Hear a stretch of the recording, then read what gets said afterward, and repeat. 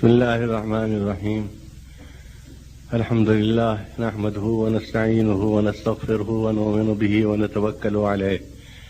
ونعوذ بالله من شرور أنفسنا ومن سيئات أعمالنا من يهده الله فلا مضل له ومن يضلل فلا هادي له ونشهد أن لا إله إلا الله وحده لا شريك له ونشهد أن سيدنا ونبينا ومولانا محمدا عبده ورسوله صلی اللہ علیہ وعلى آلہ واصحابہ وازواجہ وذریاتہ واہل بیتہ وبارک وسلم تسلیما کثیرا کثیرا اما بعد فاعوذ باللہ من الشیطان الرجیم یا ایہا الذین آمنوا اصبروا وصابروا ورابطوا واتقوا اللہ لعلکم تفلحون۔ میرے ہم وطن بھائیوں، دینی بھائیوں، ہم وطن بھائیوں، ثانی بھائیوں اور عزیز بھائیوں، میں نے آپ کے سامنے سورہ آل عمران کے آخر کی ایک آیت پڑھی ہے۔ اس میں اللہ تعالیٰ ارشاد فرماتا ہے یا ایھا الذین آمنوا اصبروا، اے وہ لوگوں جو ایمان لائے ہو صبر سے کام لو، وصابروا، اور صبر کی فضا پیدا کرو، صبر کا ماحول پیدا کرو، ایک دوسرے کو صبر کی تلقین کرو، صبر کی ترغیب دو، اور رابطو، اور جمع رہو، سرحد کی حفاظت کرو، سرحدوں کی حفاظت کرو، سرحدوں پر جمع رہو۔ واتقوا اللہ لعلکم تفلحون، اللہ سے ڈرو، احتیاط سے کام لو، اللہ کو حاضر ناظر سمجھ کر کام کیا کرو، لعلکم تفلحون، تاکہ تم کامیاب ہو۔ اس آیت میں پہلا جو حکم ہے اور جو پہلا خطاب ہے اور جس کا حکم دیا گیا ہے وہ یہ ہے کہ اے ایمان والو صبر سے کام لو۔ صبر عربی کا لفظ ہے، وہ ایسا ہوتا ہے کہ ایک زبان کا لفظ جب دوسری زبان میں جاتا ہے اور بہت لمبا سفر کرتا ہے، اور وہ سفر مکانی بھی ہوتا ہے، یعنی بہت دور سے آتا ہے وہ لفظ، بہت دور تک جاتا ہے، اور وہ سفر زمانی بھی ہوتا ہے کہ کہیں اس کو آج 1000 برس ہو گئے، اب عربی زبان ہندوستان میں کب آئی تھی اور کب سے لفظ صبر کا داخل ہوا اور مسلمانوں کی زبان پر چڑھا، مسلمانوں کے قلم سے نکلا، مسلمانوں کی گفتگو میں آیا، اس کو بھی 1200 برس گزرے ہوں گے، 1000 برس گزرا ہوگا۔ تو جب کوئی لفظ کسی زبان میں جاتا ہے اور لمبا سفر طے کر کے کسی زمانے میں پہنچتا ہے، کسی دور کے لوگوں تک پہنچتا ہے، تو اس کے معنی میں کچھ فرق آ جاتا ہے، یا معنی محدود ہو جاتے ہیں، یعنی اس لفظ کے وہ لفظ بہت وسیع تھا، بہت وہ پھیلا ہوا تھا، بہت بڑے میدان کو، رقبے کو گھیرتا تھا، اور بہت سے زندگی کے چیزوں پر، زندگی کے شعبوں پر وہ محیط تھا، اور وہ محدود ہو کر رہ جاتا ہے۔ صبر بھی انہی لفظوں میں سے ہے جس کے ساتھ تھوڑی سی حق تلفی ناانصافی ہوئی، مگر اس نے صبر سے کام لیا، اور وہ یہ کہ صبر کے معنی یہ ہو گیا کہ اگر کوئی صدمہ پڑ جائے، کوئی حادثہ پیش آ جائے، کوئی ناانصافی ہو، کوئی تکلیف ہو تو ضبط کرو، زیادہ رو دھو نہیں، زیادہ شکایت نہ کرو۔ لیکن عربی میں صبر کے معنی اس سے بہت وسیع ہے۔ صبر کے معنی ہے جم جانا، پختہ رہنا اور مقابلہ کرنا، اور اپنی جگہ سے نہ ہٹنا، اپنے اصول کو نہ چھوڑنا، یہ معنی ہیں صبر کے عربی میں۔ اور پھر اس کے بعد اللہ فرماتا ہے وہ صابرو، اور ایک دوسرے کو بھی صبر کی تلقین کرو، یعنی صبر کا ماحول پیدا کرو، صبر کی فضا پیدا کرو، اور صبر کی کیفیت پیدا کرو، یعنی جو گویا شامیانہ ہوتا ہے، بہت بڑا شامیانہ ہوتا ہے، اگر تھوڑے آدمی ہیں چھوٹا شامیانہ ہوگا، اور زیادہ آدمی کئی سو کئی ہزار آدمی ماشاءاللہ جیسے اس وقت ہیں تو بڑا شامیانہ ہوگا۔ تو اللہ تعالیٰ یہ بھی ہمیں ہدایت دیتا ہے، تلقین فرماتا ہے کہ صبر کا بہت بڑا شامیانہ بناؤ، وہ شامیانہ سب کے سروں پر تنا ہوا ہو، سب کے سروں پر سایہ پڑ رہا ہو اس کا۔ اور پھر اخیر فرمائے ورابطوا، اور سرحد کی حفاظت کرو، جم جاؤ اپنی جگہ پر، یعنی اپنے عقیدوں کی سرحد پر جمے رہو کہ کچھ ہو جائے، دنیا بدل جائے، حکومتیں بدل جائیں، سکہ بدل جائے، آب و ہوا بدل جائے، اور زبان بدل جائے، اور طاقت بدل جائے، ہم اپنے عقیدے سے جو ہمیں اللہ کے رسول نے، سب پیغمبروں نے اور اللہ کے رسول نے ہمیں جو عقیدہ دیا، عطا فرمایا اللہ نے ان کے ذریعے سے، اور ہمیں یہ دولت ملی، اس سے ہم سر منہ انحراف نہ کریں گے، ذرہ برابر نہ ہٹیں گے۔ دنیا بدل جائے اور سب کچھ بدل جائے، ہم نہیں بدلیں گے۔ اور ہم کس چیز میں نہیں بدلیں گے؟ یہ نہیں کہ ہم مثلا کپڑے نہ بدلیں گے، یہ نہیں، ہم اپنے کوئی دوسرے زبان نہ سیکھیں گے، یہ بھی نہیں، اور ہم اپنے گھر سے نکلیں گے نہیں، کہیں جائیں گے بھی نہیں، یہ بھی نہیں، اپنے عقیدے کی سرحد پر مضبوط رہیں گے۔ ساری دنیا چاہے ساری دنیا طے کر لے، تل جائے اس پر، اور سارے جو دھمکیاں ہو سکتی وہ بھی لائے، اور جو لالچیں ہو سکتی، رشوتیں دیا وہ بھی لائے، مگر ہم عقیدہ توحید سے ذرہ برابر نہ ہٹیں گے کہ اس دنیا کا بنانے والا، اس دنیا کا چلانے والا دونوں ایک ہے۔ اسی نے دنیا بنا، الا لہ الخلق والامر، یاد رکھو، اسی کام میں پیدا کرنا، اسی کام میں حکم دینا، اسی کام میں انتظام کرنا۔ تو بہت سے لوگوں نے، بہت سے مذہبوں نے، فرقوں نے یہ تو مان لیا کہ دنیا بنائی ہوئی تو اللہ میاں کی ہے، مگر اب اس کو اور بہت سی طاقتیں چلا رہی ہیں۔ بہت سے ایسے بہت نیک اور بزرگ اور مقدس لوگ، اور جنہوں نے بڑی بڑی ریاضتیں کی ہیں، محنتیں کی، وہ اس دنیا کو چلاتے ہیں۔ کوئی جلاتا ہے، کوئی مارتا ہے، کوئی روزی دیتا ہے، کوئی چھین لیتا ہے، کوئی صحت دیتا ہے، کوئی بیماری دیتا ہے، کوئی بیمار کو اچھا کرتا ہے، کوئی اچھے کو بیمار کرتا ہے، نہیں، الا لہ الخلق والامر، یاد رکھو، اسی کام میں پیدا کرنا، اسی کام اس دنیا کا انتظام چلانا، اس دنیا کا نظم و نسق، اس دنیا کا، جس کو انگریزی میں ایڈمنسٹریشن کہتے ہیں، اس دنیا کے کا نظام چلانا، اس دنیا کا یہ جو کارخانہ ہے، اس کارخانے کو چلانا، اس کارخانے کا بنانے والا بھی ایک ہے اور چلانے والا بھی ایک ہے۔ ایسا ہی ہم پیغمبروں کو مانیں، نبوت کو مانیں کہ اللہ کے احکام بغیر پیغمبروں کے علاوہ کسی اور سے نہیں مل سکتے، اور وہ اللہ کے احکام ہی سب سے زیادہ صحیح ہیں اور سب سے زیادہ انسان کے لیے ضروری ہیں، مفید ہیں۔ اور میں پیغمبروں میں بھی آخری پیغمبر محمد رسول اللہ صلی اللہ علیہ وآلہ وسلم تھے، اب آپ کے بعد کوئی پیغمبر آنے والا نہیں۔ تو رابطوں کے معنی یہ ہے کہ اپنی سرحد پر بیٹھ جاؤ اور اس سرحد سے ہرگز ہٹنے نہ پاؤ، چاہے کتنے بڑے بڑے امتحان پیش آئیں، آزمائشیں پیش آئیں، مصیبتیں آئیں، آندھیاں چلیں، طوفان آئیں، زلزلے آئیں، بجلیاں گریں، کچھ ہم اپنی سرحد سے ہٹنے والے نہیں ہیں۔ کوئی بڑی سے بڑی طاقت چاہے کہ ہم کو وہاں سے ہٹا لے، گھر چھوڑ دیں گے، ہم بال بچوں کو چھوڑ دیں گے، لیکن اپنے عقیدے سے، اپنے دین سے ہرگز نہیں ہٹیں گے۔ میرے بھائیوں، یہ آیت جو ہے، اگر یہ آیت ہم اپنے دل پر لکھ لیں اور ہمارا ذہن اس کو قبول کر لے، اور اللہ توفیق دے، سب توفیق کی بات ہے، تو ہر زمانے کے لیے یہ ہر پورا پیغام رکھتی ہے، اور اس زمانے کے لیے تو خاص طور پر ایسا معجزہ معلوم ہوتا ہے جیسے اسی زمانے میں اتری ہو، اور اسی زمانے کے لوگوں کو خطاب۔ اب سنیے، اللہ فرماتا ہے الذین آمنوا اصبروا، صبر سے کام لو۔ یہ دین جو اللہ نے دیا ہے، اس دین کے لیے جہاں اور چیزیں ہیں، تھوڑی سمجھ چاہیے اور تھوڑی کوشش چاہیے، اور توفیق، اللہ کی توفیق تو شرط ہے سب کی، اور تھوڑا سا ارادہ چاہیے، اس کے ساتھ تھوڑی سی ہمت چاہیے، تھوڑی سی نہیں بہت سی ہمت چاہیے۔ اور چیزیں تھوڑی تھوڑی بھی کام دے سکتی ہیں، لیکن ہمت زیادہ چاہیے کہ ہمیں جو اللہ کی طرف سے پیغام ملا ہے اس کو ہم سینے سے لگا لیں گے، ہم دل میں بٹھا لیں گے، ہم اس کو اپنی جان، اپنے جان میں پیوست کر لیں گے،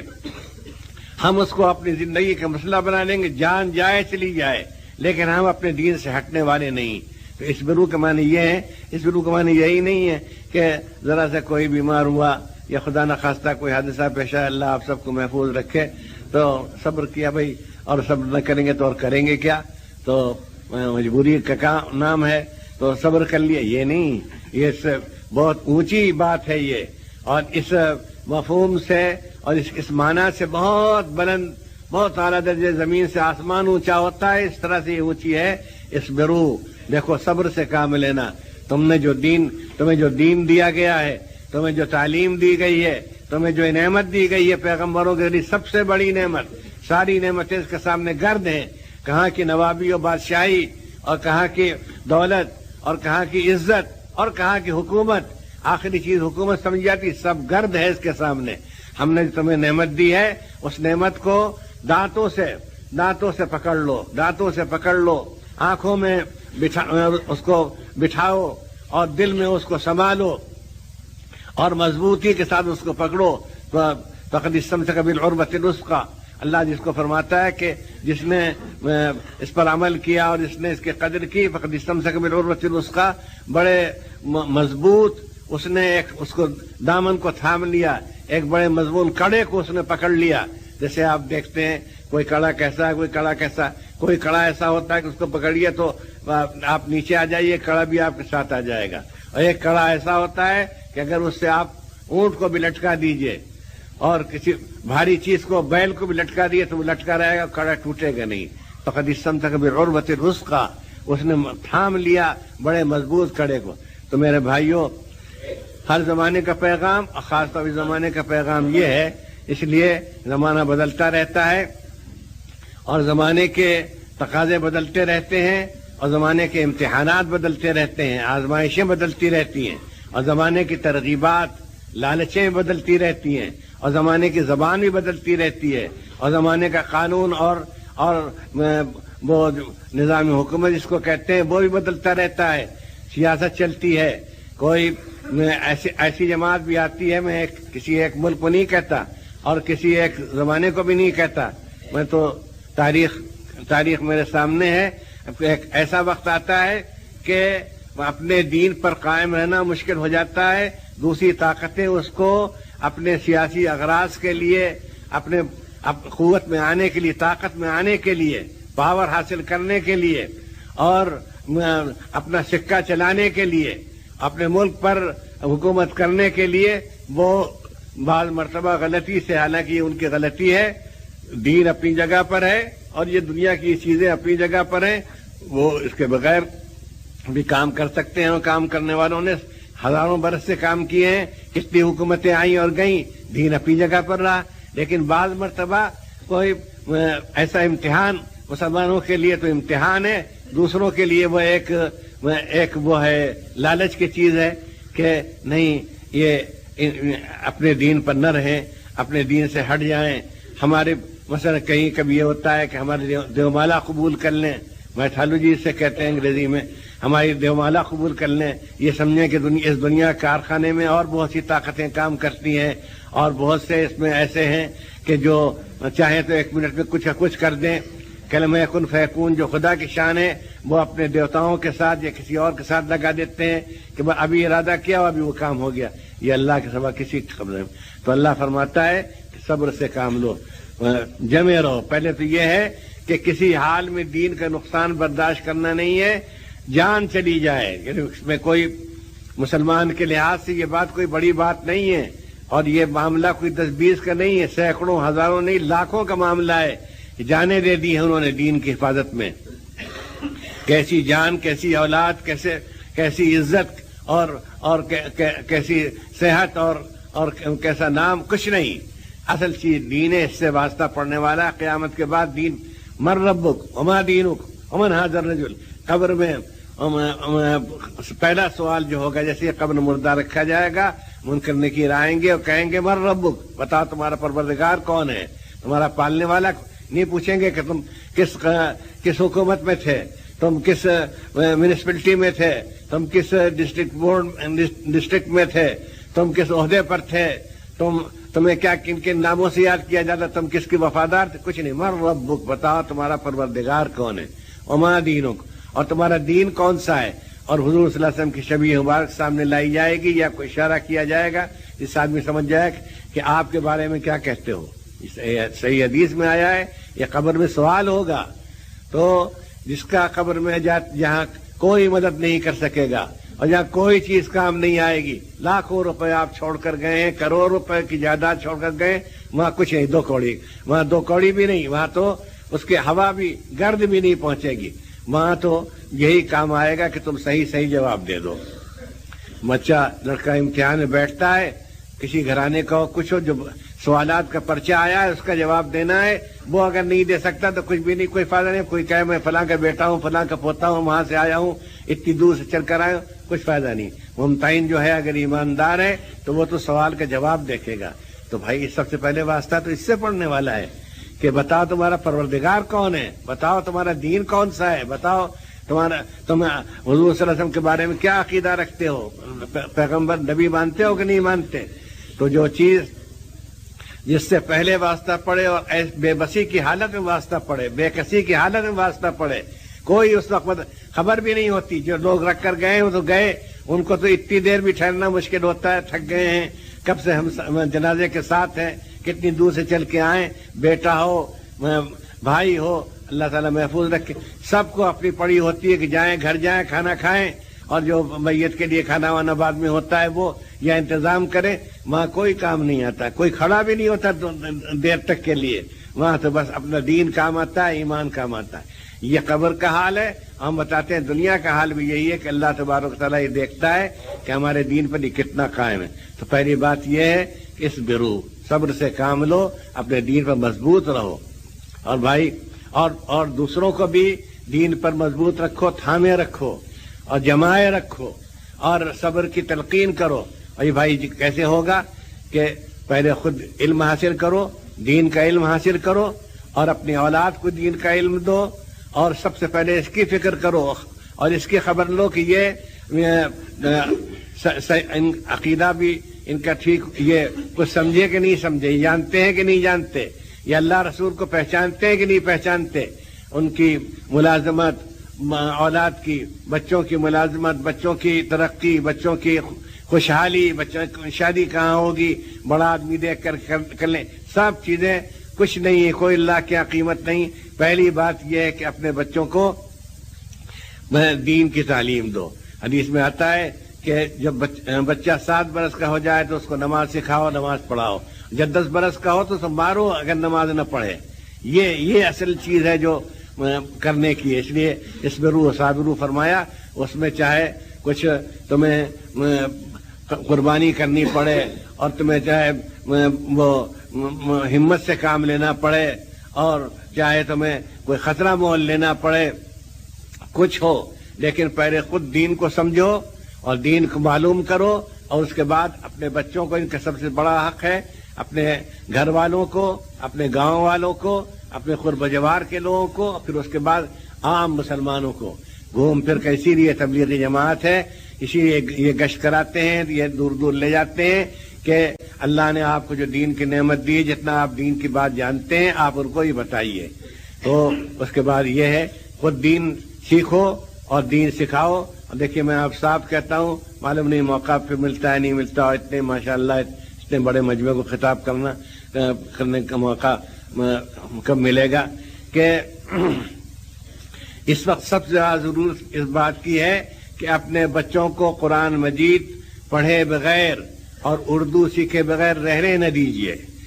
بالکل سب سے پہلی بات یہ ہے، چاہے لوگ دھمکائیں اور کہیں کہ یہ کیا کھائیں گے اور کیا کمائیں گے، ان کو آج کل کی زبان پڑھائیے، آج کل کا کورس پڑھائیے، کہ اسکول میں بھیجیے، لیکن نہیں، خدا کے ہاں آپ کا دامن ہوگا، ان کا ہاتھ ہوگا. اور ہمیں تو ڈر یہ ہے کہ خدا کا ہاتھ ہو اور آپ کا دامن نہ ہو کہیں. اور بچے تو کیا آپ کا دامن کتنا پکڑیں گے اور کتنا زور سے، لیکن کہیں خدا کا دست قدرت نہ ہو اور دست غضب نہ ہو اور آپ کا دامن نہ ہو کہ کیا پڑھایا تھا تم نے اپنے بچوں کو، کیا سکھایا تھا. تو پہلی بات یہ ہے کہ اپنے گاؤں کے لوگ اپنے بچوں کو، اور پھر اس کے بعد آس پاس کے جتنے مسلمان ہو، جہاں جہاں تک آپ پہنچ سکیں، یہی تبلیغی جماعت کا پیغام ہے، پہنچیے اور ان کو دین کی تعلیم دیجیے، نماز پڑھنا سکھائیے، نماز کی تلقین کیجیے. اور اس سب کے لیے کی بنیاد یہ ہے کہ ان کو وہ اردو پڑھنا سکھا دیجیے اور قرآن مجید پڑھنے لگے. یہ بھی اس کے بغیر یاد رکھیے اس ہندوستان میں مسلمانوں کا مسلمان رہنا ممکن نہیں ہے. صاحب آپ سے کہتا ہوں، میں حالات سے واقف ہوں، دنیا پھرا ہوا ہوں اور سب ملک دیکھے ہیں، اور دنیا میں جو چیزیں اثر ڈالتی ہیں، جو دنیا میں اثر ڈالنے والی چیزیں ہیں، جو یہاں کی بڑی طاقتیں ہیں، وہ تعلیمی طاقت لسانی طاقت اور ادبی طاقت اور اس کی قانونی طاقت حکومتی طاقت سب کے اثرات دیکھیں، نتائج دیکھیں. اس کے بغیر یہ ملت ہندوستان میں ملت اسلامیہ امت مسلمہ بن کر نہیں رہ سکتی جب تک کہ وہ اپنے بچوں کو اپنے جہاں تک وہ جن پر وہ اثر ڈال سکے، جن پر اس کا زور چل سکے، ان کو دین کی بنیادی تعلیم نہ دے، دین کے بنیادی عقیدوں سے، عقائد سے اور دین کے بنیادی فرائض سے واقف نہ کرائے. اور اس کا ذریعہ کیا ہے؟ اردو زبان اور قرآن شریف پڑھنے کے لیے وہ اتنی اس طرح وہ قرآن عربی کے حروف پڑھ لے اور سیکھ لے کہ وہ قرآن مجید کی تلاوت کر سکے، قرآن مجید اٹھا کر دیکھ کر خود پڑھ سکے. یہ ضروری فرض ہے. اگر یہ مسلمانوں نے اس میں کوتاہی کی تو مسلمان بن کر اس ملک میں نہیں رہ سکتے. کچھ اور ہو جائیں چاہے، اور کسی چیز کی ہم خطرہ نہیں بتاتے. کھانے کو ہی ملتا رہے گا، جانوروں کو ہی ملتا ہے، غیر مسلم بھی آپ سے اچھا کھاتے ہیں، لیکن آپ اللہ کے ہاں، اللہ کے رسول کے مسلمان نہیں سمجھے جائیں گے. اور مسلمانوں کے دفتر میں، اسلام کے دفتر میں آپ کا نام نہیں لکھا جائے گا. اور قبر میں پہنچتے ہی آپ سے اس کا سوال ہوگا. اور پھر میدان حشر میں صرف دین دیکھا جائے گا، کچھ بھی نہیں. آپ ریل پر جائیے اور آپ نے ٹکٹ نہیں لیا ہو اور آپ پاس کپڑے بڑے اچھے ہوں آپ کے بکس میں، ٹرنک میں، اور بریف کیس میں بھی بہت قیمتی چیزیں، اچھے عطر ہوں، عطر کی شیشیاں ہوں، اور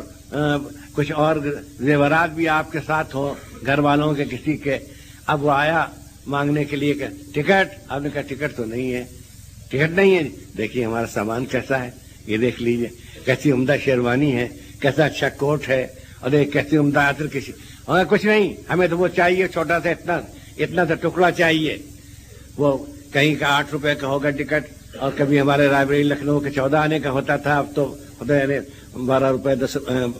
15 روپے کتنے کا ہے. ہمیں تو کئی برس سے ریل پر بیٹھنے کی نوبت نہیں آئی. تو وہ ٹکٹ مانگے گا. ان دین عند اللہ الاسلام، اللہ نے فرما دیا وہ معتبر دین اللہ کیا صرف اسلام ہے. اور بالکل اس کے میں نے موٹی سی مثال دی، سب سمجھ میں آئیں. اور صاحب آپ کو معلوم نہیں، میں BA پاس ہوں،